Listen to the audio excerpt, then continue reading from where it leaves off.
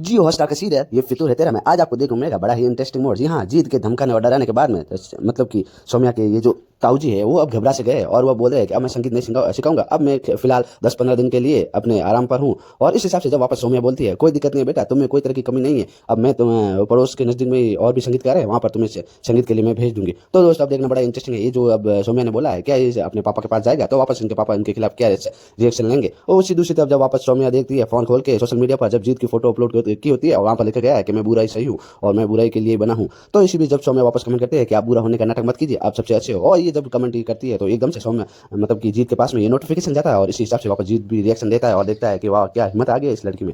और जब दूसरी तरफ जब सौम्या कॉलेज के लिए लेट हो जाती है तो सौम्या के बचपन का दोस्त उसे छोड़ने जाता है। तो जब सौम्या उसे गिफ्ट देती है तो वो अंदर ही अंदर खुश होता है और वो अपने दिल की बात कहना चाहता है लेकिन कह नहीं पाता है।